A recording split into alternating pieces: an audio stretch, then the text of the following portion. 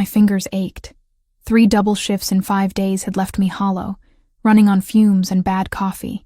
The last patient had walked out 20 minutes ago, a 7-year-old with a stutter whose mother couldn't afford proper therapy. I'd see him again next week. Pro bono. Like most of my caseload. I locked the front door of the clinic, the old deadbolt sticking like it always did. Queens at night had a particular quality to it. Not dangerous exactly, just tired. Working-class exhaustion painted on every face that passed under the streetlights. My people. The ones who needed help, but couldn't pay Manhattan prices for it.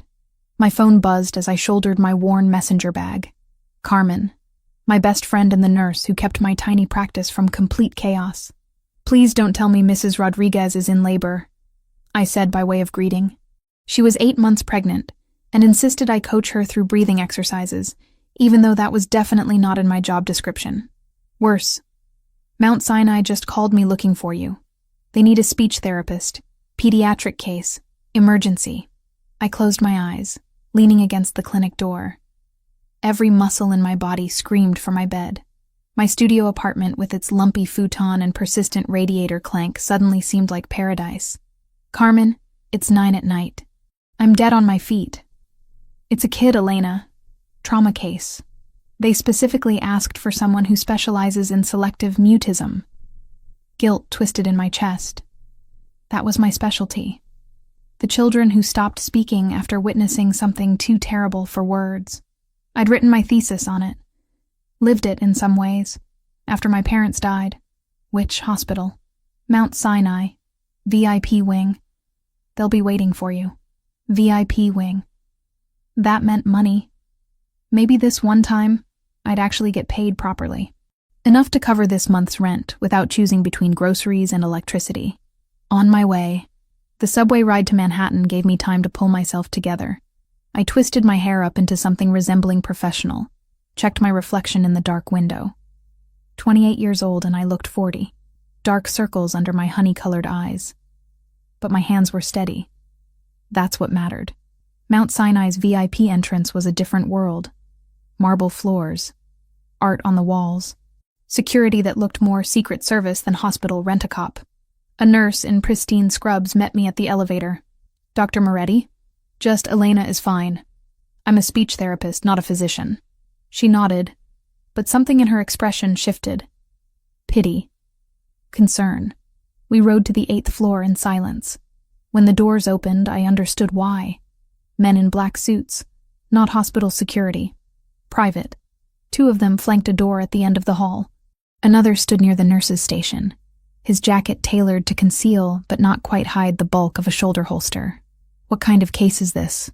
I asked, my voice dropping low. The nurse wouldn't meet my eyes. "The child's father values privacy. We've had 3 specialists today. None of them could get through to the boy." She led me past the guards. They watched me with professional detachment. Assessing. Cataloging. Making me feel like a potential threat rather than help. Inside the room, medical equipment beeped softly. A child sat on the hospital bed, knees drawn to his chest, staring at nothing. 6 years old, maybe 7. Dark hair, pale skin, eyes the color of jade that looked decades older than they should. "He won't speak," a doctor said from the corner. Exhaustion lined his face too. "Won't interact. Physically, he's fine. Mentally?" He shrugged helplessly. I approached slowly, keeping my movements small. Non-threatening. The boy didn't react. Didn't even track my motion. "Can everyone leave?" I asked. The doctor hesitated. His father requested, "I can't work with an audience. Give me 30 minutes. They filed out. All except one guard who positioned himself outside the glass partition. Watching. Always watching. I sat on the floor. Not on the bed, not in a chair. On the cold linoleum, cross-legged like a kid myself. From my bag, I pulled out colored pencils and paper. Started drawing. Nothing specific. Just shapes. Colors. Movement. Minutes passed. The boy's eyes flickered toward me. Once. Twice. I didn't speak. Didn't push. Just drew. When his small hand reached out and took a green pencil, Something tight in my chest loosened. He drew a tree, bare branches, no leaves. Then, with a red pencil, a single spot of color at the base. Blood. A flower. I couldn't tell. But he was communicating. For the first time in who knows how long, this child was showing me his inner world. I added to his drawing. Gently. A bird on one branch. Still there, even in winter. Still present. His green eyes lifted to mine. The weight of old pain in that gaze made my breath catch. This boy had seen something. Witnessed horror no child should ever know. "You're safe," I whispered. Not a therapy technique, just truth. Right now, in this moment, you're safe. His hand trembled, but he kept drawing.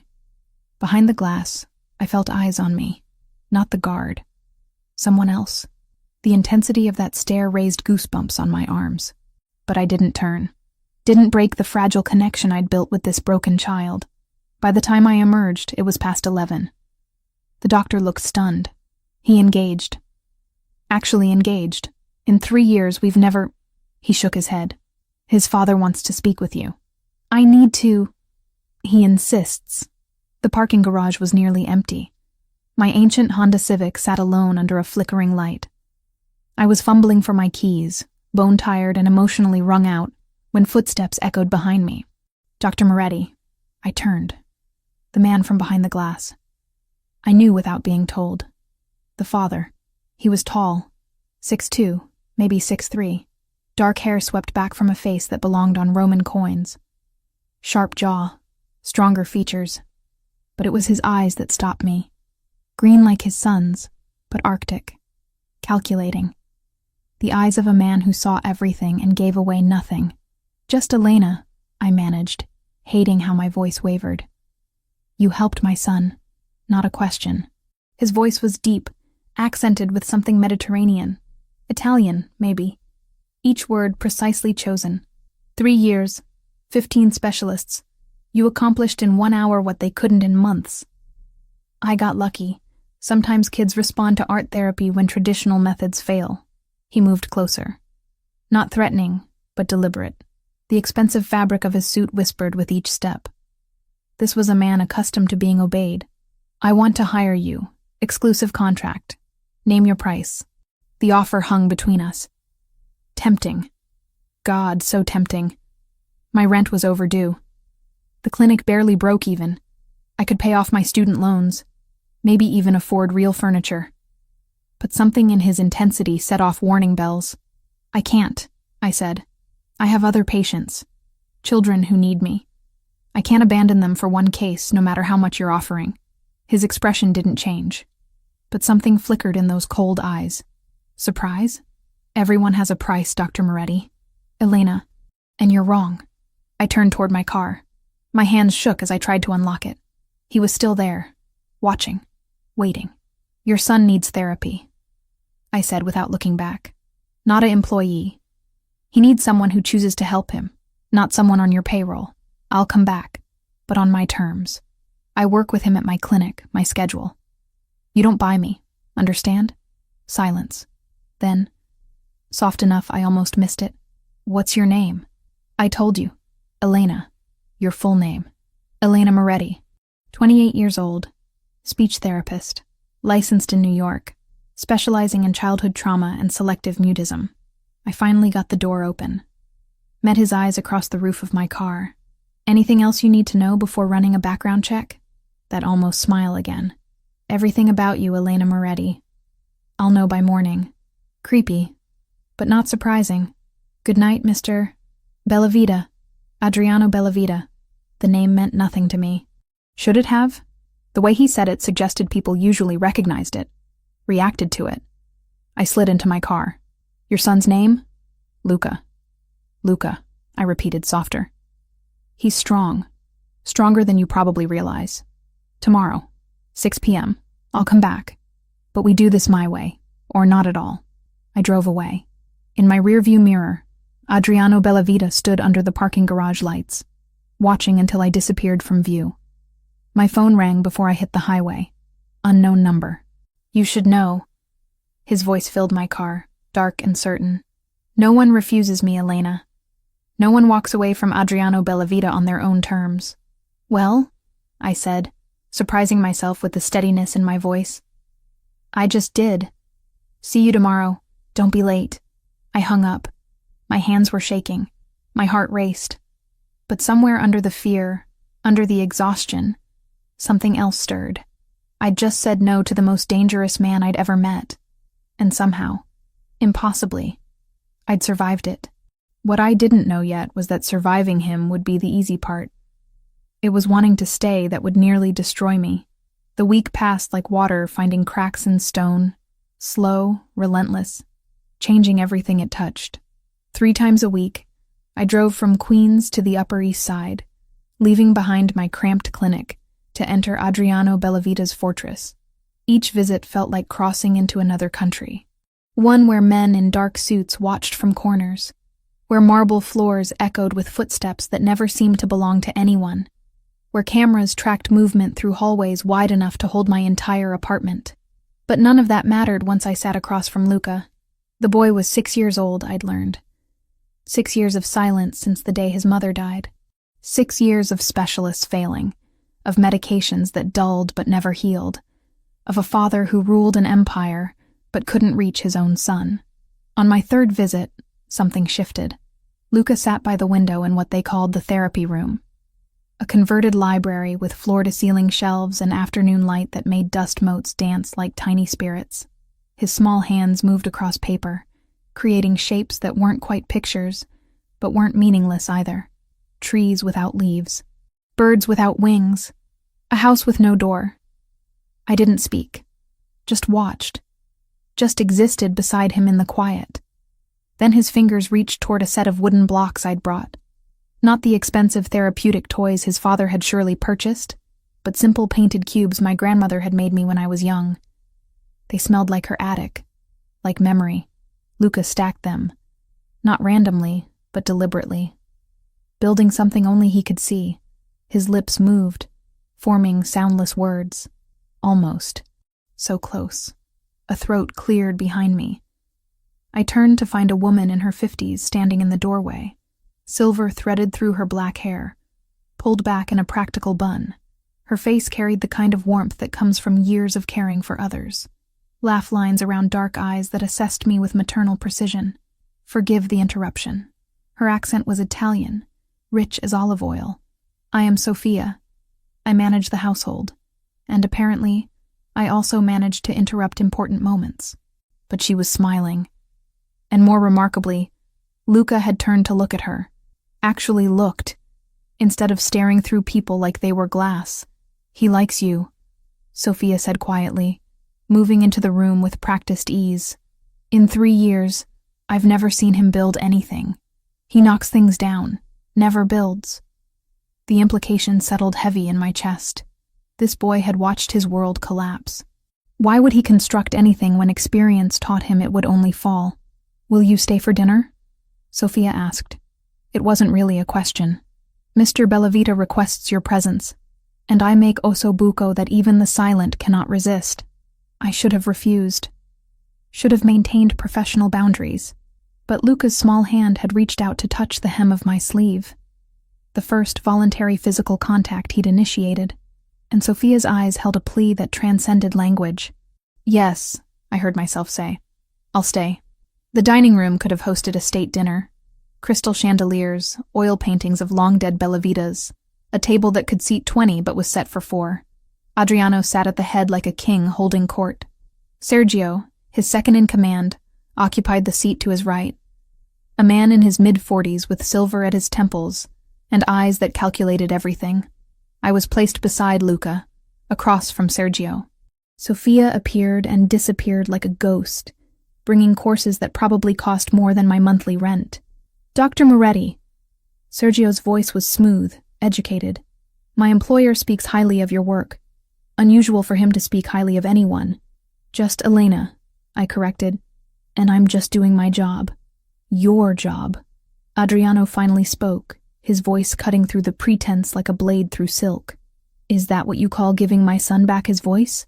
He hasn't spoken yet, but he's trying. I saw him today. His lips moved. The intensity in his green eyes made my breath catch. This wasn't just a father's hope. This was something rawer, desperate. Luca ate his pasta slowly, occasionally glancing at me, checking if I was still there, if this was real. "Tell me," Adriano continued, fingers wrapped around a wine glass he hadn't drunk from. "What made you become a speech therapist?" The question felt like a test, like everything with him was a test. "My grandmother raised me," I said carefully, "after my parents died when I was 8. She had a stroke when I was 15. Lost her ability to speak. I watched therapists help her find words again. I wanted to give that gift to others." Something flickered across his face. Understanding? Empathy? It vanished too quickly to name. "Loss," he said, "is a language all its own." The weight of those words pressed against the elegant room. Sergio shifted uncomfortably. Sophia, bringing more wine, hesitated. "Luca lost his mother 3 years ago," Adriano continued, his gaze never leaving mine. "She died protecting him. Took a bullet meant for me. He watched her fall. Watched her." He stopped, jaw clenching. He hasn't spoken since. My throat tightened. I'd suspected trauma, but this level of violence, witnessed by a 3-year-old child. "I'm sorry," I whispered. Inadequate words, but all I had. Sorry doesn't bring her back. Sorry doesn't give my son his voice. His hand gripped the glass harder. "But you might. So tell me, Elena Moretti, what will it take to make you work exclusively for us? Name any price. I already told you. And I heard you. But circumstances change. Threats evolve. The people who killed my wife are still hunting. Anyone close to Luca becomes a target. Including you." The temperature in the room dropped 10 degrees. "What are you saying?" Sergio leaned forward. "What Mr. Bellavita is delicately suggesting is that your involvement with his son has attracted certain attention. The Solntsevskaya Bratva, Russian Mafia," Adriano cut in. "They've noticed you, your visits here, your clinic in Queens. They're watching, trying to understand if you're leverage, if you matter to me. I don't matter to you. I'm just his therapist." His green eyes burned. "They don't know that. And by the time they figure it out, they might have already decided you're useful." Fear coiled in my stomach, cold and alive. So what am I supposed to do? Stop seeing Luca? Abandon him when he's finally making progress? No. Adriano stood, moving to the window that overlooked the city. "You stay close. You let me protect you. You stop pretending you can remain separate from this world. I never asked to be part of your world, but you are. The moment you walked into that hospital room, you became part of it." I pushed back from the table, anger overriding self-preservation. "This is insane. I'm calling the police." "And tell them what?" Sergio's voice was soft, almost kind. "That the Russian mob might be interested in you because you're treating a child? They'll laugh. And then you'll be alone, unprotected, with enemies you don't understand." Sophia appeared beside Luca, gently guiding him from the room. He looked back at me, those green eyes so like his father's, filled with confusion. I'd raised my voice, disrupted his peace. When the door closed, I faced Adriano again. "I can't live like this. Looking over my shoulder, being afraid. You're already afraid. I see it in how you check your rearview mirror, how you lock your car doors immediately. You've felt eyes on you for days, haven't you?" My silence confirmed it. "That black SUV 3 blocks from your clinic," he continued. "The man in the coffee shop who's there every time you stop for your morning caffeine. The clicks on your phone line. You've noticed, but told yourself it was paranoia. How do you—" "Because I put them there first. My protection, watching over you. Making sure the Bratva didn't get to you before I could warn you." The room spun. He'd been surveilling me, invading my privacy while claiming it was for my own good. "Get out," I whispered. "I need to leave. Now. Elena." "No. You don't get to do this. You don't get to make me a prisoner in your war. I'm done." I grabbed my bag, heading for the door. He didn't stop me. Didn't chase. Just called after me with absolute certainty. "You'll be back. Because you care about Luca. And because you're smart enough to know that walking away from protection is walking toward danger." I drove home shaking. Every car behind me looked suspicious. Every shadow held threats. He'd poisoned my peace, made me see danger everywhere. But he'd also told me the truth. 3 days later, after lying awake every night, jumping at sounds, checking locks obsessively, I returned to his mansion. Not because he'd won, because Luca needed me. And because, terrifyingly, I was beginning to understand that in Adriano Bellavita's world, protection and possession were two sides of the same coin. I just hadn't decided yet which side was facing me. The piano keys felt cool beneath my fingertips, smooth ivory that had been played before. Sophia had mentioned it once belonged to Adriano's late wife. Now it sat in the corner of the therapy room, a ghost of memory draped in afternoon light. Luca stood near the window, small shoulders rigid with the tension he carried like armor. 10 days had passed since my first visit. 10 days of slow progress. Gestures, eye contact, the fragile architecture of trust being built one careful brick at a time. But no words. Not yet. "Do you like music?" I asked, knowing he wouldn't answer. Knowing the question wasn't meant for his voice, but for his heart. His eyes flickered toward the piano. Something shifted in his expression. Curiosity? Longing? I couldn't tell. I sat on the bench, positioning myself sideways so he could see my face. My fingers found middle C, pressed gently. The note hung in the air between us, pure and uncomplicated.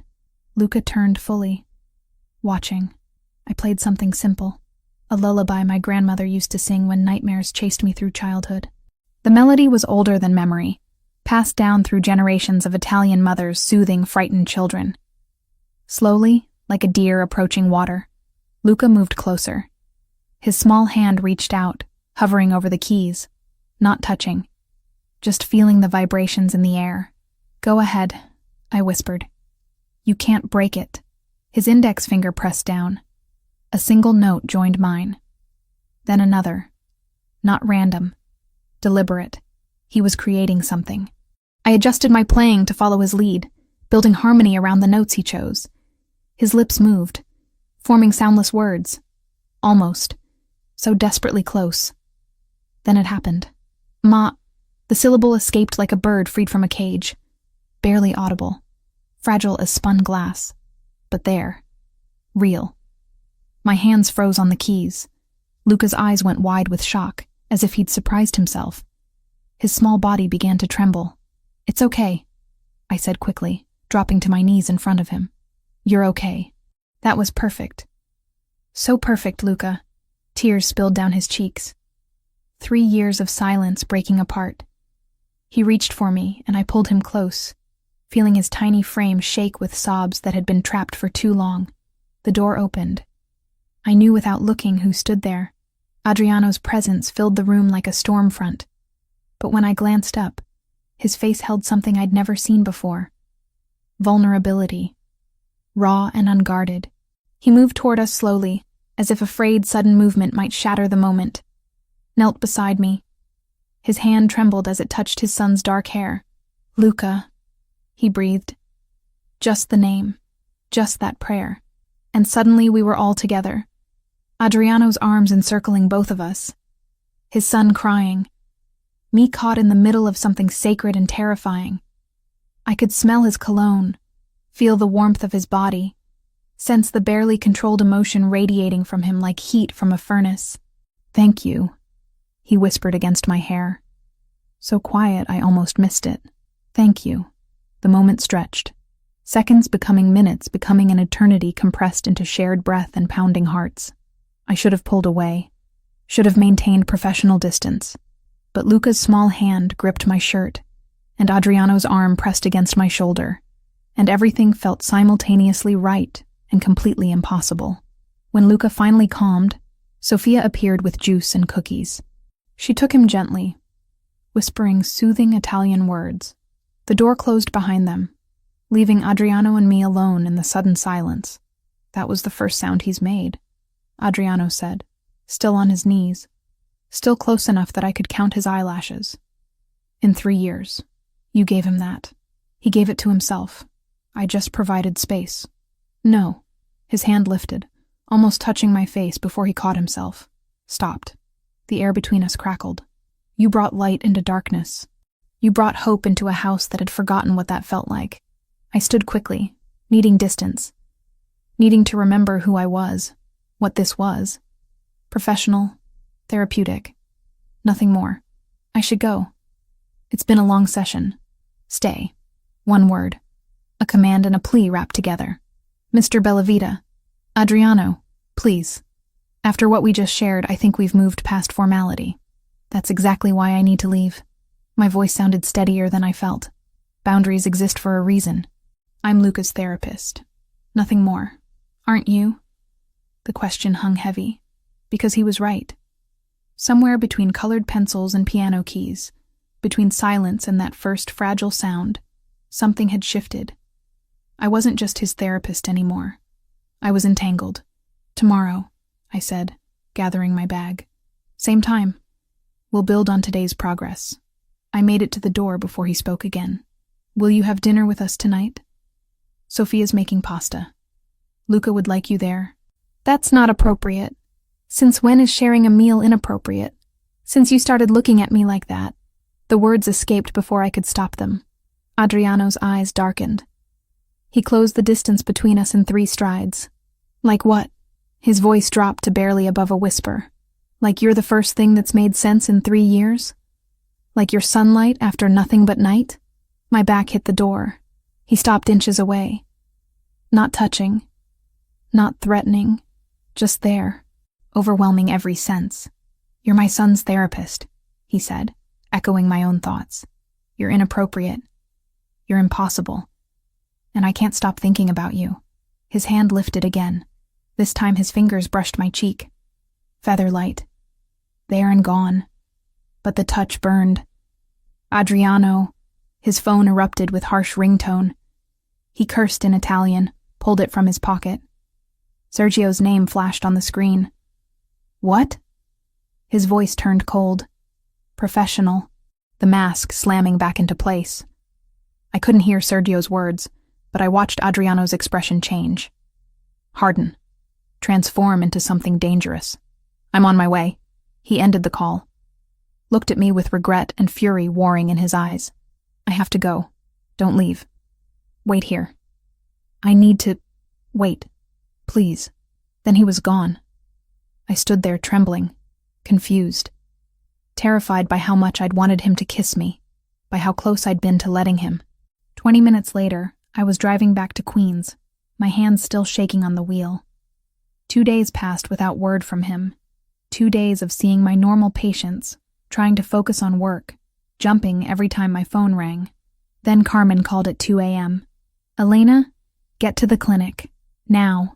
I'd never heard her voice shake before. The storefront was destroyed, glass everywhere, graffiti in Russian covering the walls, equipment smashed, files scattered across the floor like murdered paper. Carmen stood in the wreckage, phone in hand, tears streaming down her face. The police just left, she said. They called it vandalism, random. But Elena? She held out her phone. This was spray painted on your office door. I looked at the photo. Russian words I didn't understand, but the meaning came through clear enough in the image beneath them. A target, with my name. This isn't random, Carmen whispered. Someone knows you. Someone sending a message. My phone buzzed. Unknown number. But I knew. Are you hurt? Adriano's voice was controlled fury. How did you... Are... you... hurt? No. But my clinic... I'm 10 minutes away. Don't move. Don't talk to anyone. Wait for me. Adriano, what's happening? The Bratva found you. They're sending a message to me through you. Pack what you need from your apartment. You're not going back there. I'm not going anywhere with... This isn't negotiation, Elena. They know where you work, where you live. They know you matter to me, and that makes you a target. I don't matter to you. I'm just... If you were just my son's therapist, they wouldn't have touched your clinic. But you're more than that. And we both know it. Black SUVs appeared at the end of the street. 5 of them, moving in formation. You have a choice, Adriano said. Stay here, unprotected, and wait for them to decide you're worth taking. Or come with me. Let me keep you safe. Carmen gripped my arm. Who is that? Elena, what have you gotten into? The SUVs stopped. Adriano stepped out of the lead vehicle, phone still at his ear. Even from a distance, he looked lethal. Purpose and power wrapped in an expensive suit. Choose, he said, but choose now. I looked at my destroyed clinic. My life's work scattered and broken. Thought about my empty apartment with its flimsy locks. About Luca's green eyes and that first fragile sound. About Russian words spray-painted like a death threat. If I come with you, I said quietly, I do it for Luca. Not for you. Whatever helps you sleep at night. And this is temporary. Just until it's safe. Of course. But something in his voice said he didn't believe that any more than I did. I ended the call. Told Carmen to go home. Promised I'd explain later. Then I walked toward Adriano Bellavita and the 5 black SUVs, carrying nothing but my purse, and the knowledge that I'd just crossed a line I could never uncross. He opened the door for me, his hand at the small of my back as I climbed in. Possessive, protective, the boundaries between the two already blurring. You'll stay at the mansion, he said, sliding in beside me. Separate wing, total privacy, just until we neutralize the threat. How long will that take? His jaw clenched. As long as necessary. The SUV pulled away from my ruined clinic, from my old life, toward a mansion in the Upper East Side, where a 6-year-old boy was learning to speak again, and his father was teaching me what it felt like to be both protected and possessed. I watched Queens disappear in the rearview mirror, and wondered if I'd ever see it the same way again, or if Adriano Bellavita had just become both my salvation and my destruction, wrapped in the same dangerous package. Living under Adriano Bellavita's roof was like existing in 2 worlds simultaneously. The mansion breathed luxury through every marble surface, every oil painting, every chandelier that cost more than my yearly salary. But beneath the elegance, danger pulsed like a second heartbeat. Men in dark suits patrolled the perimeter. Cameras tracked movement through hallways. Every door had a guard, and I was trapped in the center of it all. 2 weeks had passed since the night my clinic was destroyed. 2 weeks of waking in silk sheets that felt like chains, of eating meals I couldn't taste, of working with Luca while his father watched from doorways with eyes that burned through my professional facade. My routine became ritual. Morning sessions with Luca using the equipment Adriano had installed. Afternoons conducting telemedicine appointments with my other patients through the laptop he'd provided. Evenings that stretched into uncomfortable dinners where Sophia's cooking was the only thing that kept the silence from suffocating us all. But Luca was progressing. That's what mattered. That's what I told myself every time I felt Adriano's gaze tracking my movements like a predator studying prey. The boy was making sounds now. Humming during our art sessions. Attempting syllables when we played piano together. His small hand would reach for mine more often, seeking contact, building trust. And every time he smiled, something in my chest cracked open just a little more. It was during one of those interminable dinners that everything shifted. Sophia had outdone herself. Ossobuco that fell off the bone, risotto that melted on the tongue, wine that probably cost more than my car. Luca sat beside me, close enough that his knee bumped mine under the table. Adriano faced us both, his green eyes moving between his son and me with an intensity that made breathing difficult. "Tell me about your family," he said suddenly. Not a request. Never a request with him. I set down my fork. There's not much to tell. Humor me. The weight of his attention pressed against me like a physical thing. Even Sophia paused in her serving, sensing the shift in air pressure. "My parents died when I was 8, I said finally. Car accident on the way home from my birthday party. My grandmother took me in, raised me in a tiny apartment in Brooklyn. She had a stroke when I was 15. Lost her ability to speak for 2 years before she got it back. I traced the rim of my wine glass. That's why I became a speech therapist. To give others what she fought so hard to reclaim." Luca's small hand found mine under the table. Squeezed. The gesture undid me more than any words could. "And your grandmother?" Adriano's voice had softened. Barely perceptible, but I heard it. "Died 3 years ago. Heart attack. I was alone after that. Not anymore." The words hung between us, loaded with meaning I wasn't ready to unpack. Sophia cleared her throat, suddenly very interested in removing plates that were still half full. "Luca, come," she said gently. "Bath time, Piccolo." The boy looked at me, those jade eyes questioning. I nodded, trying to smile. "Go ahead. I'll see you tomorrow." But he didn't move. His lips formed shapes, working toward something.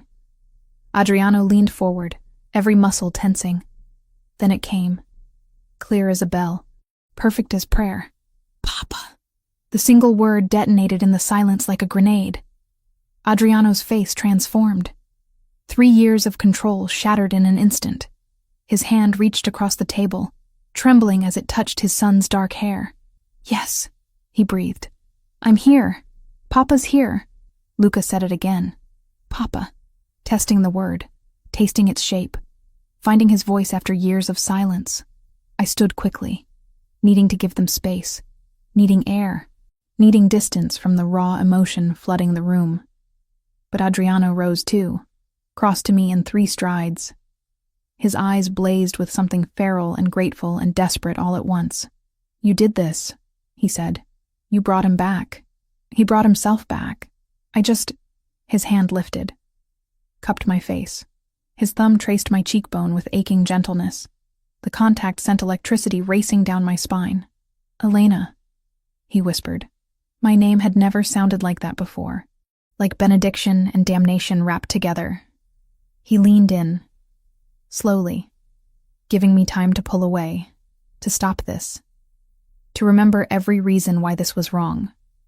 But I couldn't move, couldn't breathe, couldn't do anything but stare at his mouth as it came closer, closer. His phone erupted with harsh sound. He froze, cursed viciously in Italian, pulled back just enough that I could think again. "Don't move," he ordered, voice rough. "This isn't finished." He stalked from the room, phone pressed to his ear, barking orders I didn't understand. I sagged against the table, heart hammering. Sophia appeared beside me like a ghost. "That man," she said quietly, "has not looked at anyone the way he looks at you. Not since Natalia died. Be careful, Kara. His world is not kind to the things he loves." The warning should have scared me. Instead, it made something dangerous bloom in my chest. Hours later, I lay awake in my borrowed bed, staring at shadows on the ceiling. Sleep refused to come. Every time I closed my eyes, I felt his hand on my face, heard my name in his voice. Footsteps in the hallway made me tense. A shadow passed under my door, paused. I held my breath, wondering if he would knock, if I would answer. But he moved on, and I told myself the disappointment twisting in my gut was relief. The next morning, everything changed again. I was working with Luca in the garden when Sergio appeared. His face was grim. He bent to whisper something to Adriano that made every line of his body go rigid. "Take Luca inside," Adriano said. Not to me, to Sophia, who appeared as if summoned. "What's happening?" I demanded. "Business. Nothing that concerns you." "Don't lie to me." His eyes flashed. "My office." Now. We faced each other across his massive desk. The room smelled of leather and power, and the cologne that haunted my dreams. "The Bratva have made their next move," he said. "They're targeting the orphanage where you volunteer, threatening to burn it down unless you're handed over to them." The floor tilted beneath me. "That's insane. There are children there. Innocent. They don't care about innocence. They care about leverage. About hurting me through the people He stopped, jaw clenching. "Through the people connected to me.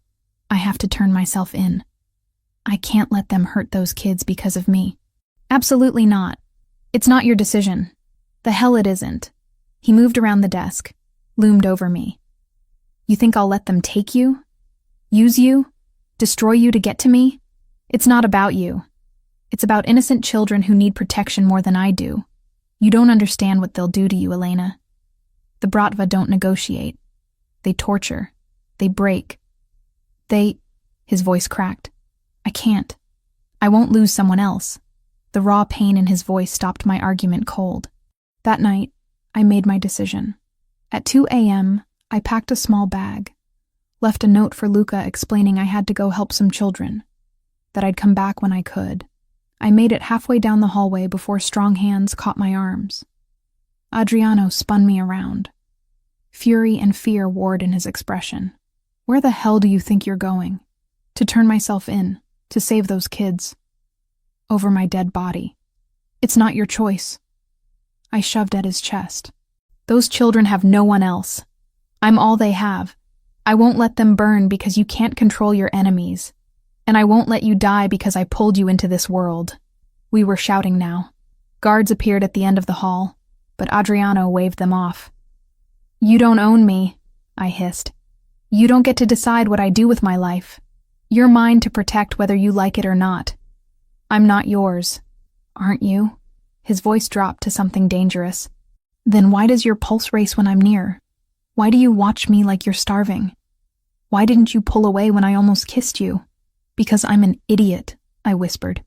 Because despite everything I know about you, every warning screaming in my head, I can't stop. He kissed me. No warning. No permission. Just his mouth claiming mine with desperate hunger.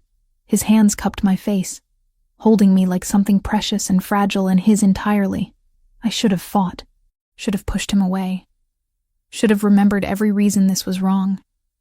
Instead, I kissed him back, my fingers tangled in his hair, his arm banded around my waist, pulling me flush against him. The kiss deepened, turned savage. 3 weeks of tension exploding between us like a bomb finally detonating. When we broke apart, both breathing hard, his forehead rested against mine. You're not going anywhere, he said. I'll handle the bratva. I'll protect those kids. But you stay here, where I can keep you safe. Adriano, please. The word cracked something in me. Please, Elena. Let me protect you. And God help me. I nodded. Because somewhere between colored pencils and that first desperate kiss, I'd stopped being just a therapist in his world. I'd become the thing he'd fight wars to keep. The morning after the kiss, I woke tangled in sheets that weren't mine, in a room that smelled like him. Cedar, an expensive cologne, and something uniquely Adriano that I couldn't name, but would recognize anywhere. We'd crossed every line, shattered every boundary. The night had been inevitable from the moment his lips first touched mine in that hallway. Desperation and need and 3 weeks of denial, combusting into something that left me trembling, and changed. Now, watching dawn paint patterns across unfamiliar walls, guilt settled in my chest like stones.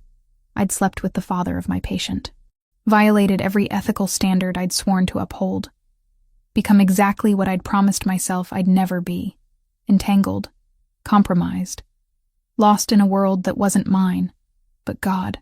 The way he'd looked at me, like I was salvation and sin wrapped together, like I was the only thing keeping him tethered to humanity. I dressed quickly, slipping back to my own room before anyone could see. Before Sophia's knowing eyes could confirm what my body already knew. Before Luca could sense the shift between his father and me. The guilt followed me through breakfast. Through my morning session with Luca, who was forming simple words now, testing sounds against his tongue with newfound confidence. Through lunch that I couldn't taste. You're troubled, Cara. Sophia appeared beside me in the garden where I'd hidden after Luca's nap. Her weathered hands carried a tray of espresso and biscotti. Your eyes, they carry weight today. I'm fine. You're a terrible liar. She sat beside me, her presence maternal and undemanding. He's a good man, you know. Adriano. Despite what the world sees. Despite what he must do. Sophia. He hasn't smiled in 3 years. Hasn't looked at anyone with warmth since Natalia died.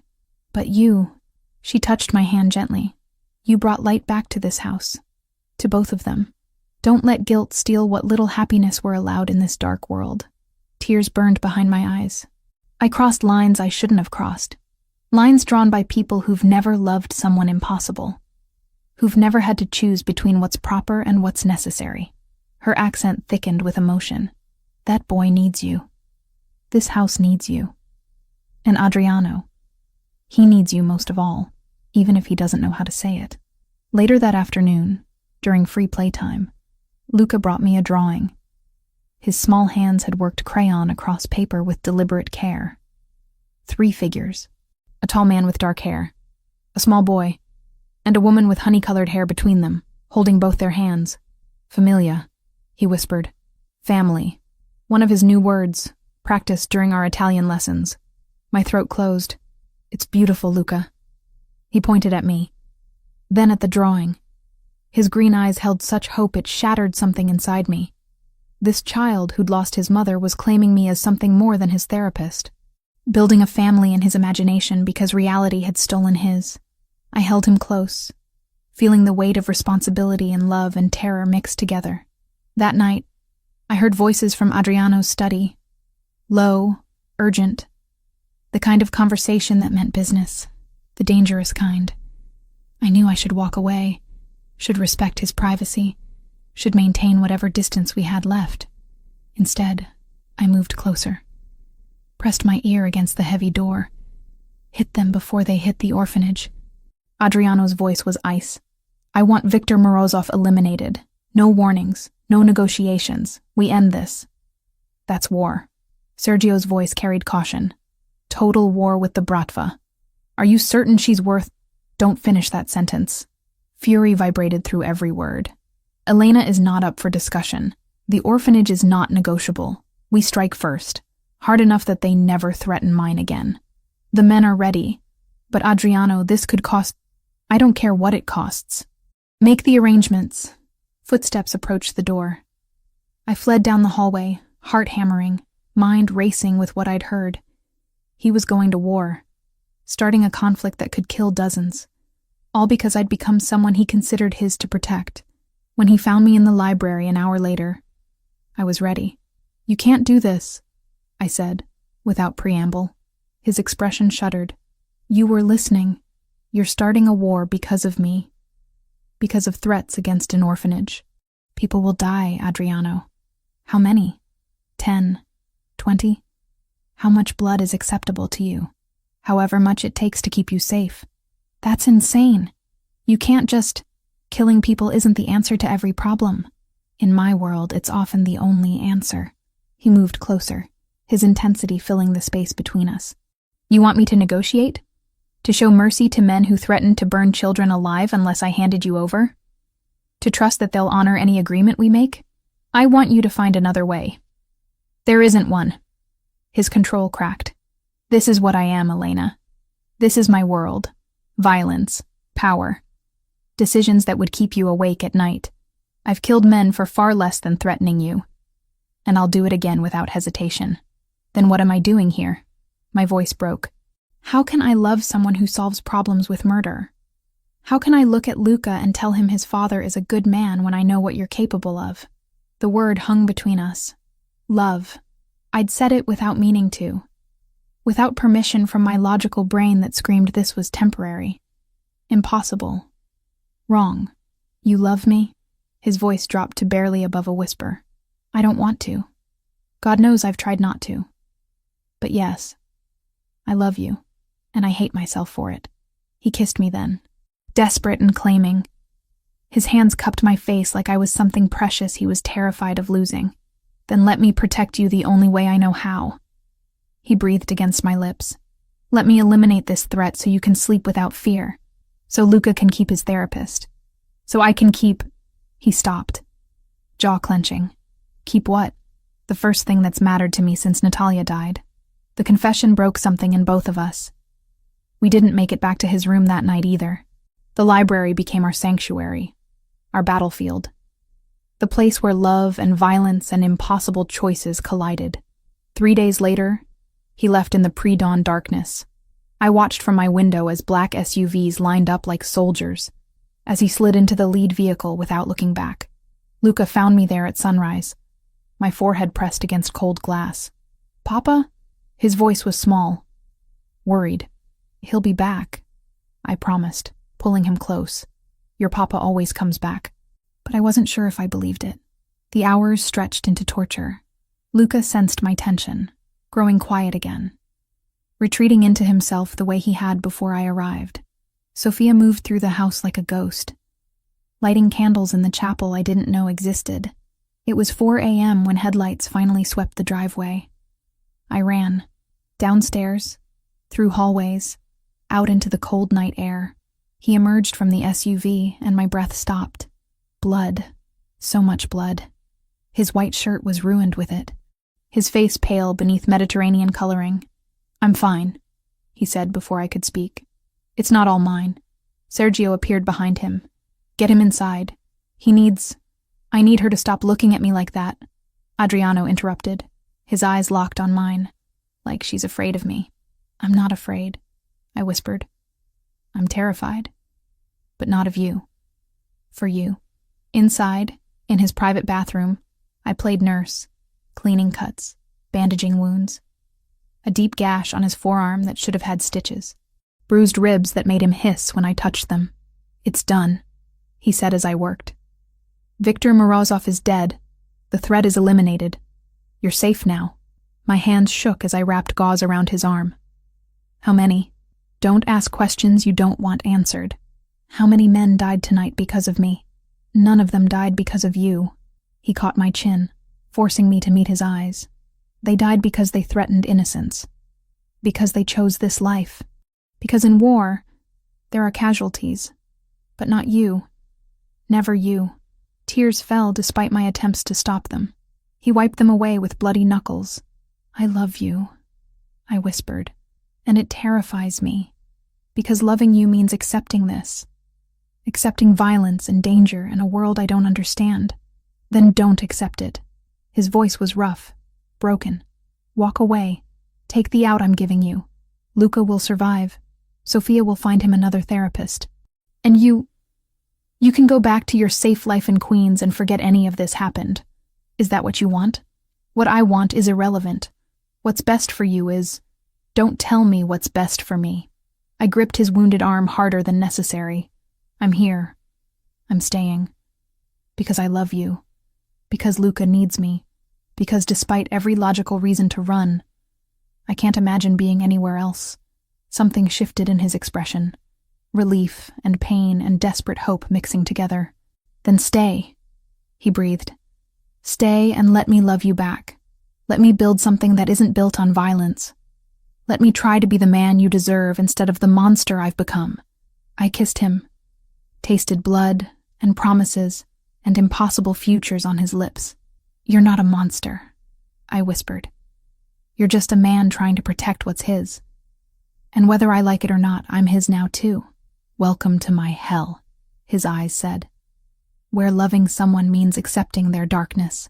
And God help me, I was ready to burn." Time moved differently in the aftermath of violence. 4 weeks stretched like years, each day bleeding into the next as I watched Adriano heal from wounds that should have killed him. The first week, he barely moved. Fever ravaged his body from an infection the doctors hadn't caught initially. I sat beside his bed, changing bandages, forcing him to drink water, listening to him mutter in Italian through fever dreams that made him vulnerable in ways he'd never allow when conscious. Luca understood something had happened. His father's absence from their nightly routine left gaps the boy filled by clinging to me. He slept in my room more nights than not, his small body curled against mine, seeking comfort I desperately tried to provide while my own fear threatened to drown me. "Mama Elena," he whispered one night. Not a question, a claim, a need. The first time he'd called me that, and it shattered every defense I had left. "I'm here, sweetheart," I breathed, holding him tighter. "I'm not going anywhere."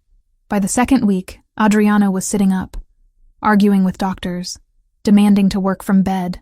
Sergio brought files that I promptly stole, earning glares that would have terrified me months ago, but now just made me stubborn. "You need rest, not business," I told him, hiding his laptop. "I need to ensure you're protected," he countered, trying to reach past me. The movement made him hiss with pain. "I'm protected. You have a small army outside. Now lie down before you tear your stitches." Something in his expression softened. "When did you become so bossy?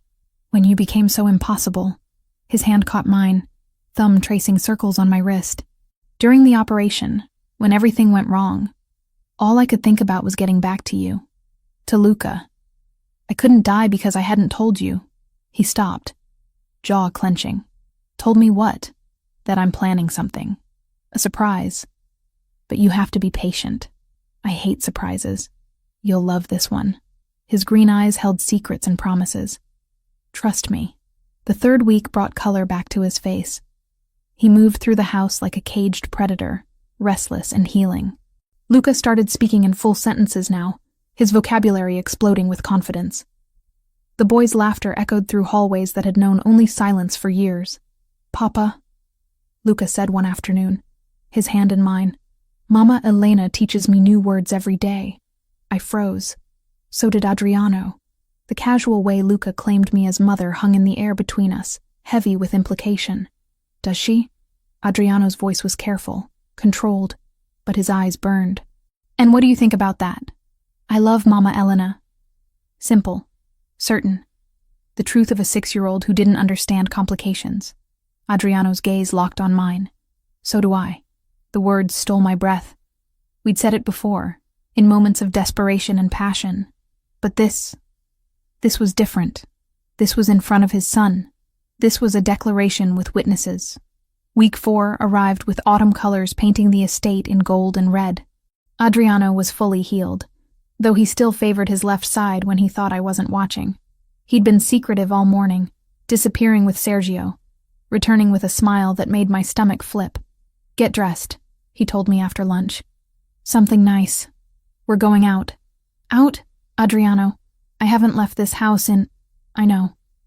Which is why you need this. The car ride was a mystery. Blindfold optional, he'd joked, but I refused. I needed to see where we were going. Needed the illusion of control even as everything spiraled beyond my grasp.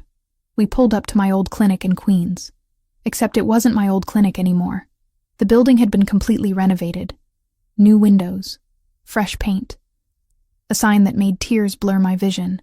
Moretti Center for Pediatric Speech Therapy. What did you do? I whispered. Come inside. The interior was unrecognizable. State-of-the-art equipment filled therapy rooms I'd only dreamed of.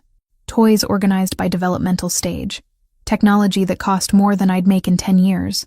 An office with my name on the door. And staff. 5 speech therapists introduced themselves, all highly qualified, all ready to work under my direction. I don't understand, I managed, overwhelmed and dizzy. Adriano guided me to the office, closing the door. From his jacket he produced a folder. Legal documents, property deeds, all in my name. It's yours, he said quietly.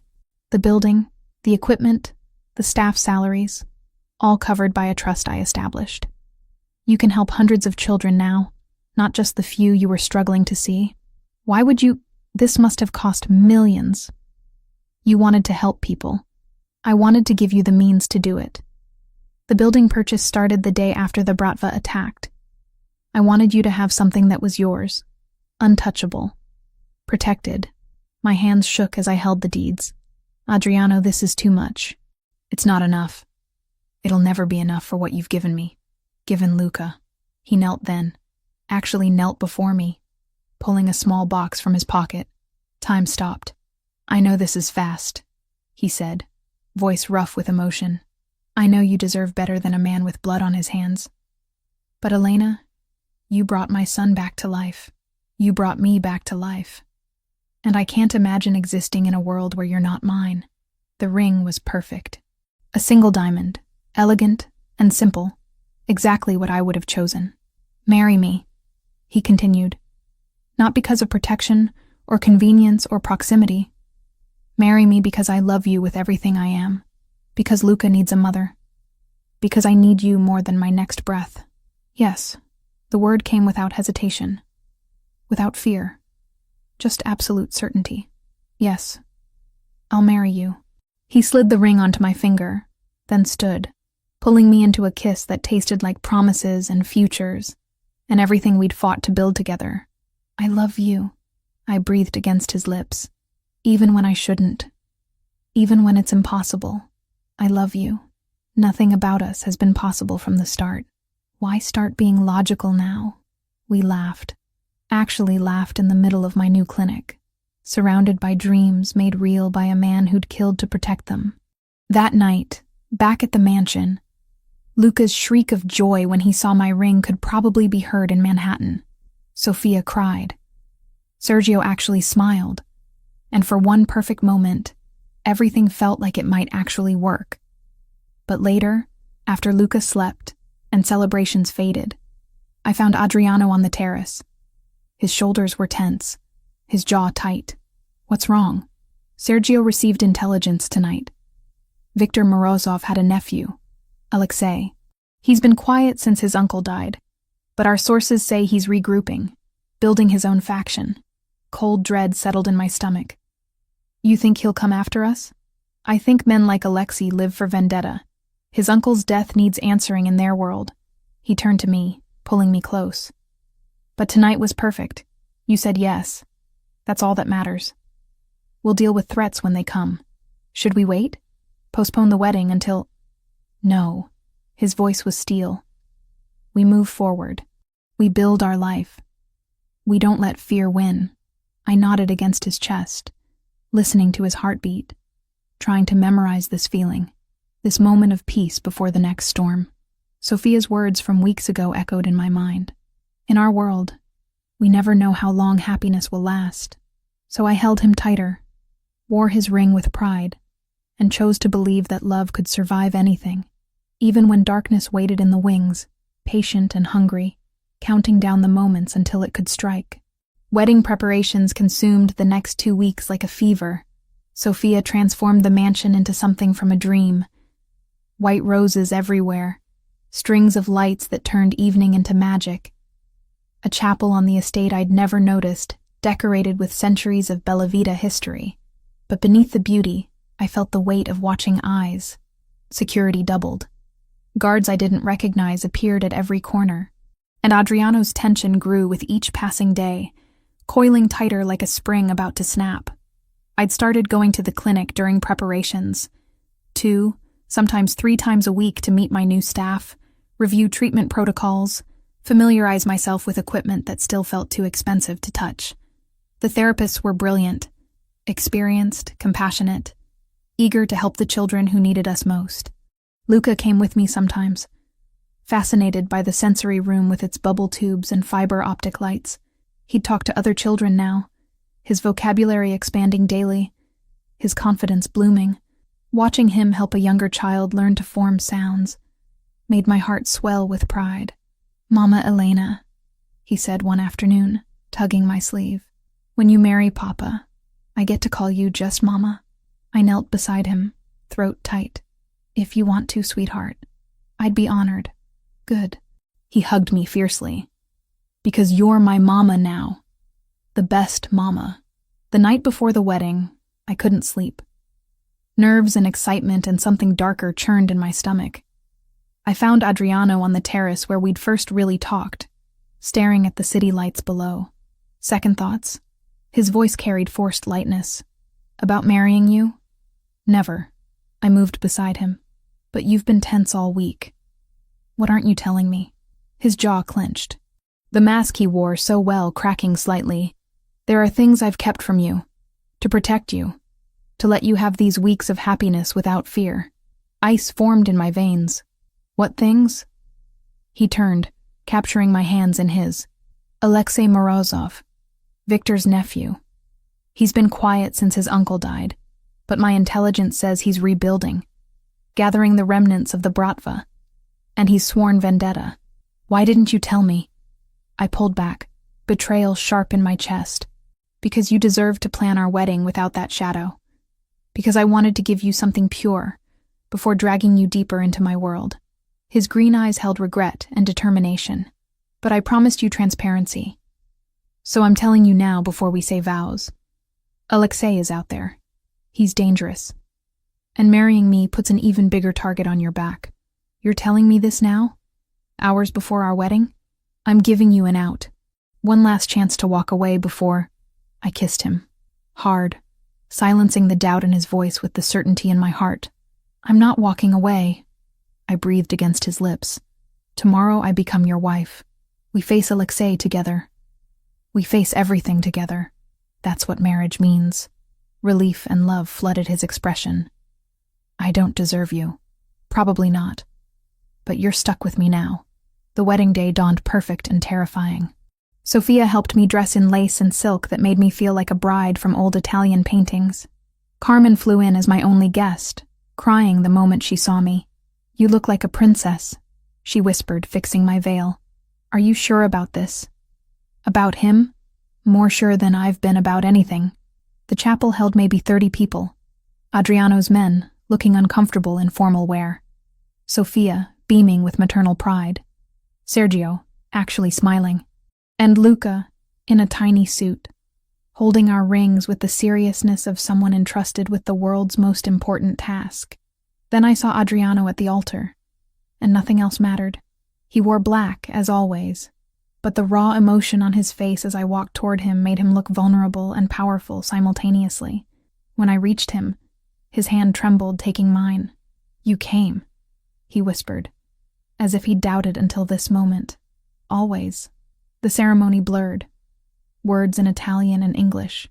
Vows we'd written ourselves. His promising to protect but never cage me.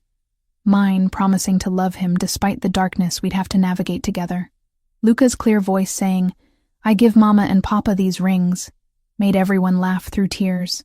Then Adriano kissed me as his wife, and the world reduced to that single point of connection. His, mine, ours. The reception was intimate. Dinner on the terrace under stars and lights. Music that made me think of my grandmother's kitchen. Luca dancing between us, giggling as Adriano swung him in circles. I'd never been happier. Never felt more complete. Then Sergio appeared, phone pressed to his ear, face grim. He pulled Adriano aside, and I watched my husband's expression darken with each whispered word. When he returned, his smile didn't reach his eyes. But he held me closer during our first dance, as if memorizing the feel of me in his arms. "What's wrong?" I murmured against his shoulder. "Nothing that can't wait until tomorrow. Tonight is ours." Hours later, finally alone in his, our bedroom, he made love to me like a man drowning and I was air itself. Reverent and desperate and consuming. "I love you," he breathed against my neck. "More than I thought possible. More than is probably safe." "Good," I whispered back. Because safe was never what we were about. Morning came too quickly. Sunlight painted gold across rumpled sheets, and bodies still tangled together. I could have stayed there forever. But Adriano was already awake. Tension radiating from him despite the intimacy of our position. "Tell me," I said quietly. "Whatever Sergio told you last night. Tell me now." He reached for his phone on the nightstand, pulled up a photo that made my blood freeze. Me, at the clinic. Recent. From this week. With a rifle scope crosshair painted over my face in red. On the back, a message in Russian that Adriano translated. "Your happiness has a price." A.M. "Alexei sent this during our reception," Adriano said, voice carefully controlled. "He knows about the clinic. About our wedding. He's watching, waiting for the right moment to strike. I should have been terrified, should have broken down. But something harder had formed in me over these months. "So what do we do?" His eyes widened slightly. "You're not afraid?" "I'm terrified. But I'm also your wife now." I knew what I was signing up for. I took the phone, studied the image of myself marked for death. I have patients who need me. Children counting on me. I won't let Alexei Morozov steal that. "Elena, he's threatened your life. And you'll protect me. We'll have security. We'll be careful. But I won't hide." I met his gaze, letting him see my resolve. "You didn't marry a woman who breaks at the first sign of danger. You married a woman who grew up in Brooklyn, who rebuilt her life from nothing. I'm stronger than he thinks." Pride and worry warred in his expression. "You'll have maximum security at the clinic. 4 guards minimum. You don't go anywhere without protection." "Agreed. And you follow every protocol I establish. No arguments." "I'll follow reasonable protocols," I countered. "But I won't become a prisoner in my own life." He pulled me close, face buried in my hair. "Your courage is going to give me a heart attack. Then I guess you'll need me to perform CPR." Despite everything, he laughed. Actually laughed. "How did I survive before you? You didn't. You just existed. Now you live." Those words meant to comfort, seemed to shake something loose in him. He kissed me again. Slower this time, claiming and grateful and terrified all at once. The next weeks would test everything we'd built. Alexei lurked in shadows, patient and dangerous. Security became oppressive but necessary. Every trip to the clinic was planned military precise. But I kept working, kept helping children find their voices, kept building the life Adriano had given me the means to create.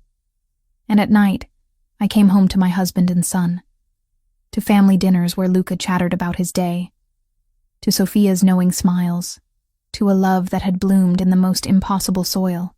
"Do you regret it?" Adriano asked one night, holding me as we watched Luca sleep. "Marrying into this world?"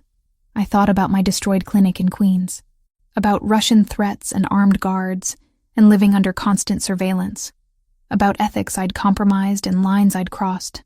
Then I thought about Luca calling me Mama, about Adriano's rare smiles, about children learning to speak in a clinic that bore my name.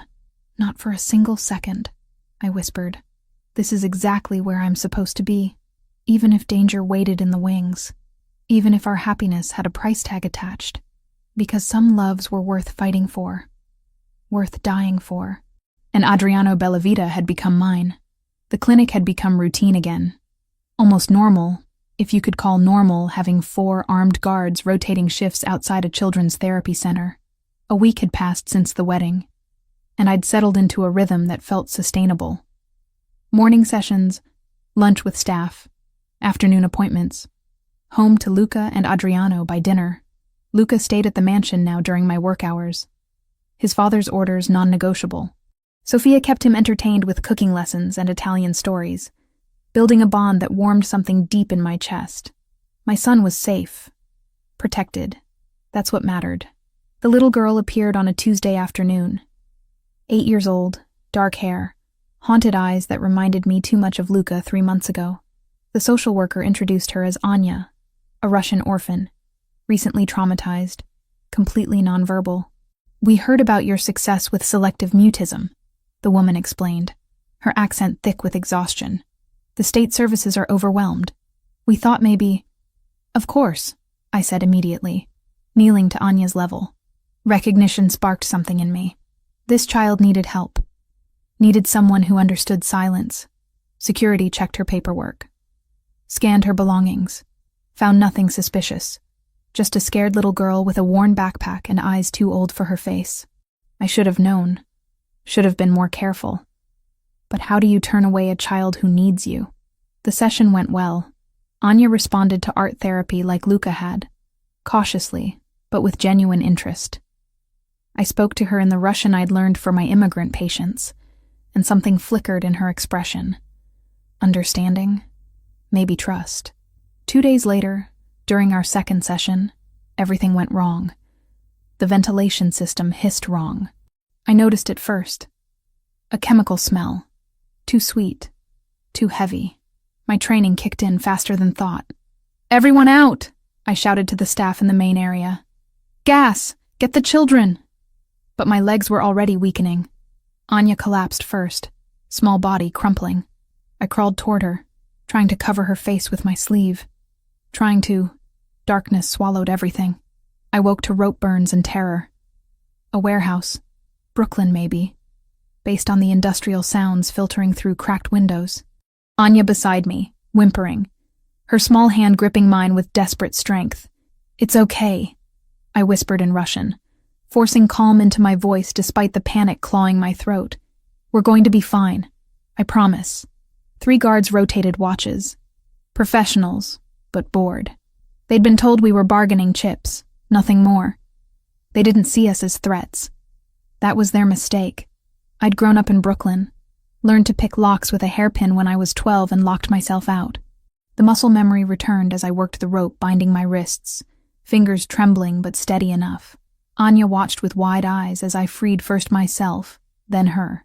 "When I say run," I breathed in Russian, "you run to the back door. Don't look back. Understand?" She nodded. This brave little girl who'd been through too much already. The guard's lighter sat on a crate near scattered newspapers. Careless. Fatal. I created the distraction we needed. Smoke, billowing thick and black toward the ceiling, triggering whatever survival instincts these men had. In the chaos, Anya ran. I followed, praying Adriano had people tracking us, praying the smoke would be visible, praying we'd survive long enough to matter. The assault came minutes later. Professional, brutal, efficient. Sergio found us huddled behind a dumpster 2 blocks away, wrapped us in blankets, rushed us toward waiting vehicles. "Where's Adriano?" I demanded, voice hoarse from smoke. "Finishing it," Sergio said grimly. "You don't want to see that part, Elena. Trust me. He was right." I didn't. The hospital was sterile and safe and smelled like antiseptic instead of fear. They checked us both. Minor smoke inhalation, dehydration, shock, but alive. We were alive. Luca burst into the examination room an hour later, Sophia right behind him, both of them pale and shaking. "Mama!" He launched himself at me, sobbing into my chest. "Papa said bad men took you. I was scared. So scared. I'm here, baby. I'm okay." I held him with one arm, the other around Anya, who hadn't left my side. "We're both okay." Then Adriano appeared in the doorway, and the world stopped. Blood on his clothes, exhaustion in every line of his body, but alive. He was alive. "It's done," he said quietly. "Alexei is dead. The threat is eliminated." I nodded, unable to speak past the relief choking me. He crossed the room in 3 strides, gathered all of us, me, Luca, even Anya, into arms that shook with the aftermath of violence I'd never see, but would always feel the weight of. 2 weeks later, I stood in family court with a lawyer Adriano had hired. Anya's case was complicated. She'd been used by the Bratva, traumatized, orphaned twice over, but I wanted her. Needed to give this child the safety she deserved. "Temporary guardianship granted," the judge said. "Adoption proceedings can begin, but understand, this will take time. Extensive background checks, home studies, probably a year or more." "We have time," I said, looking at Anya, who sat between Luca and me, small hands gripping both of ours. "We have all the time she needs." 14 months vanished like water through fingers. Months of therapy for Anya, watching her slowly find her voice. Months of Luca becoming the protective older brother she needed. Months of building routines and trust in something that felt impossibly like normal family life. The clinic thrived. 300 children on our roster now, with staff I'd trained personally. My dream made real by a man who'd killed to protect it. And through it all, love. So much love it sometimes felt like drowning in the best possible way. I stood in our bedroom, 2-week-old Leonardo sleeping in my arms, and watched through the window as Adriano played with Luca and Anya in the garden below. My husband had stepped back from operations, letting Sergio handle most of the business. He wanted to be present, to be the father he'd learned how to be because I'd shown him it was possible. "Mama," Luca's voice drifted up. "Anya said her first joke. Come here." I smiled, tears pricking my eyes. Yesterday, the adoption had been finalized. Anya Moretti Bellavita. Our daughter. Officially. Finally. That night, all of us gathered around the dining table. Adriano, me with Leonardo, Luca chattering about school, Anya practicing new words with Sophia's patient encouragement. Normal. Impossible. Ours. "What are you thinking?" Adriano asked, catching my distant expression. I looked at my family. At the boy who'd found his voice. At the girl who'd found her home. At the baby who represented futures we'd fought wars to protect. At the man who'd taught me that love and darkness could coexist. That I'd do it all again. I said quietly. Every terrifying moment. Every impossible choice. Because it led here. To this. He reached across the table, took my hand. His wedding ring caught the light. Matched mine, simple gold, inscribed with Italian words that meant, through darkness, light. "I love you," he said. Not a confession anymore, just truth. "I love you too. All of you." Luca and Anya giggled at something Sophia said. Leonardo made soft sleeping sounds. And Adriano looked at me like I'd hung the moon, when really, we'd both just survived the night long enough to see dawn. This was our happily ever after, built on impossible foundations, defended with blood and sacrifice, but ours completely. And I wouldn't change a single moment of the journey that brought us here. Not one.